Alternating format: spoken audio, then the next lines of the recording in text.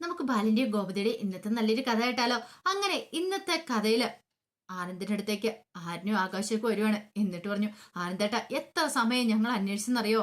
ഞങ്ങൾ എല്ലാവരും ആകെപ്പാടെ വിഷമിച്ചു പോയായിരുന്നു.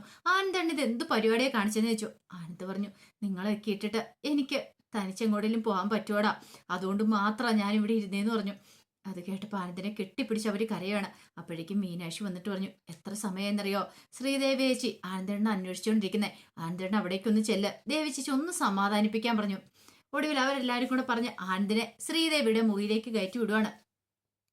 അങ്ങനെ ചെന്ന് കഴിയുമ്പത്തേനും ശ്രീദേവി ഇങ്ങനെ കണ്ണൂർന്ന് കിടക്കുമായിരുന്നു. ആനന്ദിനെ കണ്ടു കഴിഞ്ഞപ്പത്തേനും ശ്രീദേവി പറഞ്ഞു, ആനന്ദേട്ടാ, ഞാൻ ആനന്ദേട്ടനോട് കാര്യങ്ങൾ പറയണമെന്ന് ഓർത്തിരുന്ന, അതിനു മുമ്പ് ആനന്ദേട്ടൻ അറിഞ്ഞില്ലേന്ന് ചോദിച്ചു. ആനന്ദ് ആകെപ്പാടെ താർന്നു പോയായിരുന്നു. ആനന്ദിന്റെ മുഖം കണ്ടാൽ തന്നെ അറിയാം ആനന്ദ് സത്യങ്ങളൊക്കെ അറിഞ്ഞിട്ടുണ്ടെന്ന്. എന്ത് ചെയ്യാൻ ആനന്ദേട്ടാ, നമുക്ക് വിധിച്ചിട്ടില്ലെന്ന് കൂട്ടാ. എന്റെ തെറ്റല്ല, ആരുടെയും തെറ്റൊന്നും അല്ലത്. ഞാൻ മാക്സിമം ശ്രമിച്ച, പക്ഷെ എന്ത് ചെയ്യാൻ പറ്റും എന്നൊക്കെ ഇങ്ങനെ പറഞ്ഞുകൊണ്ടിരിക്കുകയാണ്. അത് കേട്ട് കഴിഞ്ഞപ്പോഴത്തേനും ആനന്ദ് ശ്രീദേവിയെ നോക്കി. പിന്നീട് ആനന്ദിന്റെ കയ്യിലേക്ക് ശ്രീദേവി കൈ വെച്ച് കഴിഞ്ഞപ്പോൾ ആനന്ദ് ആ കൈയൊക്കെ തട്ടി മാറ്റുവാണ്. ആനന്ദേട്ട ഇങ്ങനെ സങ്കടപ്പെടല്ല ആനന്ദേട്ട, എനിക്ക് നല്ല വിഷമമുണ്ട്. എനിക്കറിയാം ആനന്ദേട്ടൻ എത്രമാത്രം ആഗ്രഹിച്ചിട്ടുണ്ടായിരുന്നു ആ കുഞ്ഞിന് വേണ്ടിയിട്ട്. പക്ഷെ എന്ത് ചെയ്യാൻ പറ്റും, അങ്ങനെയൊക്കെ സംഭവിച്ചു പോയില്ലേ എന്ന് പറഞ്ഞു. അതും പറഞ്ഞിട്ട് വീണ്ടും ആ കൈ ഇങ്ങെടുത്ത് വെക്കുവാണ് ആനന്ദിന്റെ കയ്യിലേക്ക്. അപ്പോഴേക്കും ആനന്ദ് ആ കൈയും കൂടെ തട്ടി മാറ്റി. മിണ്ടിപ്പോരാ നീ എന്റെ കുഞ്ഞിനെ കൊന്നു കളഞ്ഞു. നിനക്ക് ആ കുഞ്ഞിനെ ആവശ്യമില്ലായിരുന്നു, പക്ഷെ എനിക്ക് അങ്ങനെ ആയിരുന്നില്ല. എനിക്ക് ആ കുഞ്ഞിനെ ആവശ്യമുണ്ടായിരുന്നു. ആനന്ദേട്ടൻ, ഞാൻ അതിനൊരു തെറ്റും ചെയ്തിട്ടില്ല. മിണ്ടരുത്, നീ തെറ്റ് ചെയ്തിട്ടില്ല പോലും. അല്ലെങ്കിൽ നീ നിന്റെ കുടുംബം എന്നും ചതിയല്ലേടി ചെയ്തിട്ടുള്ളൂ. കുഞ്ഞ് നിന്റെ വയറ്റുള്ളതുകൊണ്ട് മാത്രം നിന്നെ ഞാൻ തിരികെ ദേവമ്പലത്തിലേക്ക് കൊണ്ടുവന്നേ. അത് നിനക്കറിയായിരുന്നല്ലോ.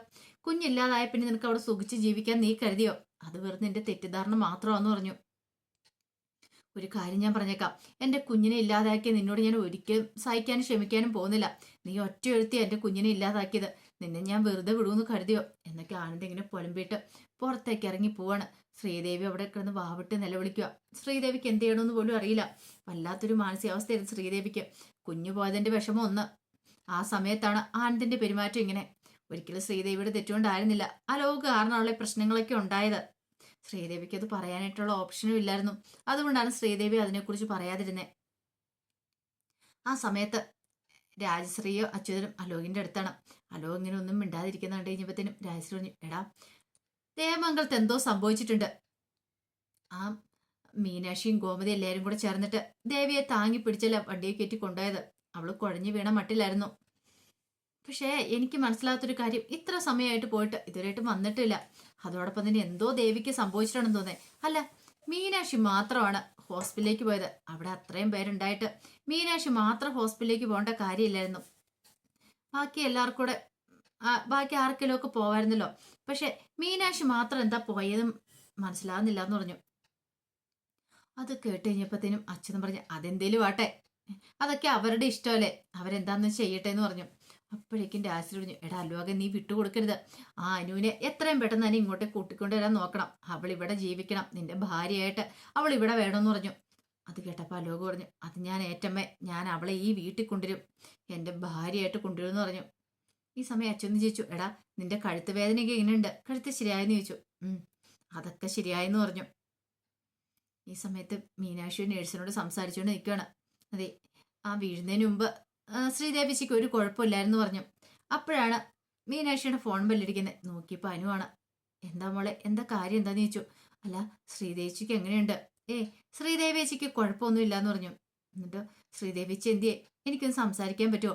അത് പിന്നെ ശ്രീദേവിയേച്ചി ഐസിയിലാന്ന് പറയണ. ഐസിയുലോ? അതെന്താ അവിടെയെന്ന് ചോദിച്ചു. അത് ശ്രീദേവിയേച്ചിയെ രക്ഷിക്കാൻ പറ്റി, പക്ഷെ ശ്രീദേവിയേച്ചിയുടെ വയറ്റ് വളർന്ന കുഞ്ഞിനെ രക്ഷിക്കാൻ പറ്റിയില്ല. കുഞ്ഞു പോയി മോളേന്ന് പറഞ്ഞു. അത് കേട്ട് കഴിഞ്ഞപ്പോഴത്തേനും ഫോണൊക്കെ കയ്യിൽ നിന്ന് താഴെ പോയി. അനുവിന്റെ അത് ബെഡിലേക്ക് വീണു. അതൊന്നും പക്ഷെ അനു മൈൻഡ് ചെയ്ത് പോലുമില്ല. അനു അവിടെ ഇരുന്ന് പൊട്ടിക്കരയാണ്. അനുവിന് ചിന്തിക്കാൻ പറ്റുന്നില്ല അപ്പുറമായിരുന്നു. താൻ കാരണമാണോ ഈ പ്രശ്നങ്ങളൊക്കെ ഉണ്ടായത്, അതുകൊണ്ടാണല്ലോ ശ്രീദേവിയുടെ കുഞ്ഞു പോയത്. എല്ലാവരും ഒത്തിരിയധികം പ്രതീക്ഷയോടെ കാത്തിരുന്നാണ് കുഞ്ഞിന് വേണ്ടിയിട്ട്. എല്ലാം ഒരു നിമിഷം കൊണ്ട് തകർന്നു പോയല്ലോ എന്ന് ഓർത്തിട്ട് വാ വിട്ട് നിലവിളിക്കുകയാണ് അനു. ഇതേ സമയത്ത് ബാലനും ഗോമതിയും പുറത്തിരുന്ന് സംസാരിക്കുകയാണ്. അപ്പൊ ബാലനോട് ഗോമതി പറഞ്ഞു, ബാലേട്ട, ദേവമ്മളുടെ വീട്ടില് ഈ കാര്യങ്ങൾ അറിയിക്കേണ്ടെന്ന് ചോദിച്ചു, കുഞ്ഞു പോയ കാര്യങ്ങൾ. അത് കേട്ട് കഴിഞ്ഞപ്പത്തിനും ബാലനൊരു ഞെട്ടലോടുകൂടി ഗോമതി നോക്കിയിട്ട് പറഞ്ഞു, ഏയ് വേണ്ട, തൽക്കാലത്തേക്ക് അറിയിക്കണ്ടെന്ന് പറഞ്ഞു. അറിയിക്കാതിരുന്ന എങ്ങനെയും ശരിയാവുന്നേ. ഇതൊക്കെ അറിഞ്ഞിട്ടുണ്ടെങ്കിൽ ഉദയഭാനു സാറിനൊക്കെ സഹിക്കാനും ക്ഷമിക്കാനും പറ്റുമോ? കാരണം നമ്മൾ ദേവമോളെ നല്ലപോലെ നോക്കുമെന്ന് കരുതിയിട്ടല്ലേ അവരിവിടെ നിർത്തിയത്. നമ്മൾ വാക്ക് കൊടുത്തല്ലേ, നമുക്ക് ആ വാക്ക് പാലിക്കാൻ പറ്റില്ലല്ലോ. ആ ജീവിതത്തിൽ ആദ്യമായിട്ട് എനിക്ക് കള്ളം പറയേണ്ടി വരുക. ഇതിനു മുമ്പ് ഞാൻ കള്ളം പറഞ്ഞിട്ടില്ല. പക്ഷെ ഇപ്പൊ തന്നെ കണ്ടില്ലേ എന്തൊക്കെയാ സംഭവിച്ചോണ്ടിരിക്കണേ. അത് കേട്ട് കഴിഞ്ഞപ്പോൾ ഗോമതി പറഞ്ഞു, ബാലേട്ട അതിപ്പം നമ്മുടെ ആരുടെയും തെറ്റല്ലല്ലോ. അത് കേട്ട് കഴിഞ്ഞപ്പോഴത്തേനും ബാലന് ആകെപ്പാടെ ദേഷ്യമായിരുന്നു. ബാലൻ പറഞ്ഞു, എല്ലാം അവൻ കാരണമാ, ആ അലോക് കാരണമാണ്. നമ്മുടെ മോള് നമ്മളെ ചതിച്ചില്ലേ ഗോമതി എന്ന് പറഞ്ഞ് ചാടി അങ്ങോട്ട് എഴുന്നേക്കുവാണ്. ഇത് ഞാൻ വെറുതെ വിടാൻ ഉദ്ദേശിച്ചിട്ടില്ല, എന്ത് ചെയ്യണമെന്ന് എനിക്കറിയാന്ന് പറഞ്ഞു. അപ്പോഴേക്കും ഗോമതി പെട്ടെന്ന് വന്ന് ബാലന്റെ കയ്യിലേക്ക് പിടിച്ചു. എന്നിട്ട് പറഞ്ഞു, ബാലേട്ട ഇങ്ങനെ പറയരുത്. അറിയാലോ ആനന്ദിന്റെ അവസ്ഥയെക്കുറിച്ചും ചിന്തിച്ചു നോക്കിയേ. ഒരുപക്ഷെ ഈ സത്യങ്ങളൊക്കെ ആനന്ദ് അറിയുവാണെങ്കിൽ അവൻ വെറുതെ ഇരിക്കുവോ? നമുക്ക് നമ്മുടെ മോനെയും കൂടെ നഷ്ടപ്പെടുത്തില്ലേ? അവനെയും കൂടെ നഷ്ടപ്പെടുത്തേണ്ട കാര്യമുണ്ടോന്ന് ചോദിച്ചു. ബാലൻ പറഞ്ഞു, ഞാൻ പിന്നെ എന്ത് വേണമെന്നോ ഗോമതി നീ പറയണേ? അവന്റെ പ്രതീക്ഷകളെല്ലാം നശിച്ചു പോയില്ലേ? അവൻ എന്നെ നെഞ്ചിലേക്ക് വീണ് പൊട്ടിക്കരഞ്ഞത് എന്റെ മനസ്സിൽ നിന്ന് മായുന്നില്ല. അവൻ എത്രമാത്രം പ്രതീക്ഷയായിരുന്നറിയാം ആ കുഞ്ഞില്. അതുപോലെ തന്നെയാണ് ഞാനും. നമ്മൾ ഒത്തിരി സ്വപ്നം കണ്ടില്ലേ ആ കുഞ്ഞ് നമ്മുടെ കൈ പിടിച്ച് പിച്ച വെച്ച് നടക്കുന്നതൊക്കെ?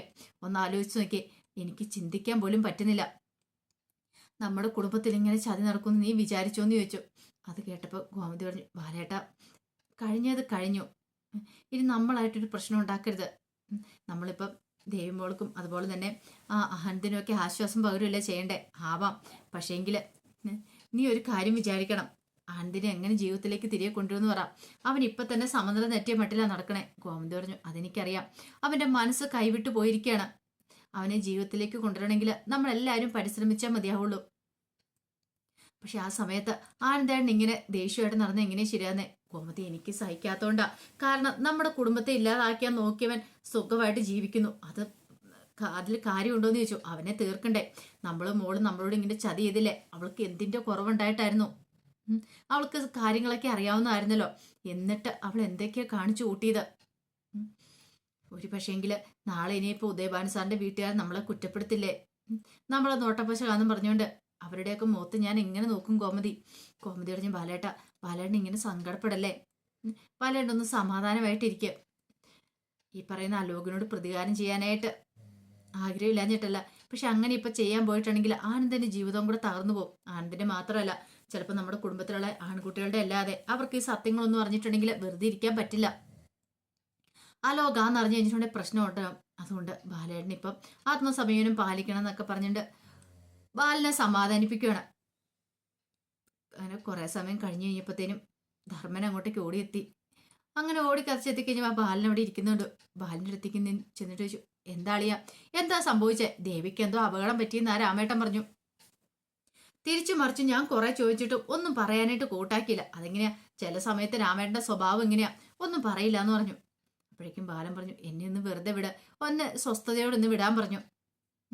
അത് കേട്ട് കഴിഞ്ഞപ്പോ ആ ധർമ്മം പറഞ്ഞു, ഇതാ അപ്പം നല്ലതായത്. ഒരാൾ പറഞ്ഞ് അപകടം പറ്റിയെന്ന് പറഞ്ഞു. ഇവിടെ വന്ന് ഇപ്പം ഒരാൾ പറയുന്നത് എന്നെ ഒന്ന് സ്വസ്ഥതയോടെ വിടാനായിട്ട്.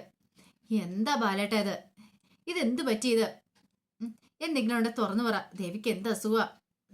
അല്ല, ദേവിയെക്കുറിച്ചൊന്നും പറഞ്ഞില്ലോ എന്നൊക്കെ പറഞ്ഞു. ബാലൻ അവിടെ നിന്ന് ഇങ്ങോട്ട് എഴുന്നേറ്റു. അപ്പോഴേക്കും ധർമ്മം പറഞ്ഞു, അങ്ങനെ അങ്ങോട്ട് പോയാലോ? ബാലേട്ടൻ കാര്യം പറഞ്ഞിട്ട് പോ. ദേവിക്ക് എന്ത് അസുഖമാണെങ്കിലും നമുക്ക് നല്ല ഹോസ്പിറ്റലിൽ കൊണ്ട് ചികിത്സിക്കാം. ഇവിടെ പറ്റില്ലെങ്കിൽ നമുക്ക് വേറെ എവിടേക്കെങ്കിലും കൊണ്ടാവാന്നൊക്കെ പറയണം. അത് കേട്ട് കഴിഞ്ഞപ്പോൾ എന്ത് മറുപടി പറയണമെന്നറിയില്ലാതെ ധർമ്മനെ ദയനീയമായിട്ടൊന്ന് നോക്കുകയാണ്. അപ്പോൾ അതിൻ്റെ വിശേഷങ്ങളൊക്കെ എന്ന് കാണുന്നത്. ഇതിൻ്റെ ബാക്കി വിശേഷങ്ങളുമായിട്ട് വൈകുന്നേരത്തെ പ്രമോയി വരാട്ടോ. ഒരിക്കൽ കൂടി എല്ലാവർക്കും ശുഭദിനം നേർന്നുകൊണ്ട് നിർത്തുന്നു. നന്ദി.